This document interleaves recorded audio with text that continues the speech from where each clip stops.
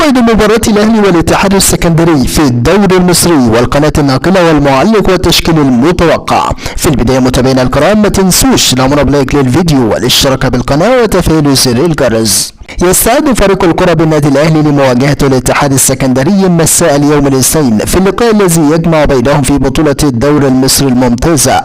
ويلتقي الأهلي مع نظير الاتحاد السكندري على ملعب الأهلي السلام في المباراة المؤجلة من الجولة الرابعة للمسابقة المحلية.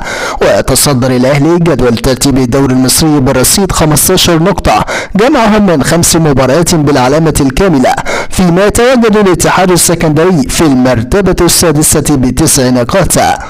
أما عن موعد المباراة، موعد مباراة الأهلي والاتحاد السكندري هو اليوم الاثنين الموافق 12 ديسمبر 2022، وستنطلق صافرة بداية المباراة في تمام الساعة 6 مساء بتوقيت الجزائر والمغرب وتونس، 7 مساء بتوقيت مصر وفلسطين والأردن وسوريا والسودان ولبنان وليبيا، 8 مساء بتوقيت السعودية والعراق والكويت وقطر والبحرين واليمن، 9 مساء بتوقيت الإمارات وسلطنة عمان.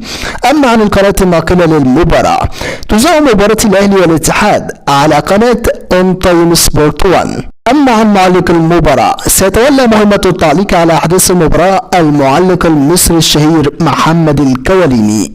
أما عن تشكيل المتوقع للأهلي أمام الاتحاد السكندري، فمن المتوقع أن يبدأ السويسري مارسيل كولر بتشكيل مكون من: في حراسة المرمى محمد الشناوي، في خط الدفاع علي معلول، محمد عبد المنعم، ياسر إبراهيم، أكرم توفيق، في خط الوسط المدافع عمرو السولية، اليو ديانج، في خط وسط الهجوم أحمد عبد القادر، بورنو سافيو، كريم فؤاد، في خط الهجوم بيرسيتاو.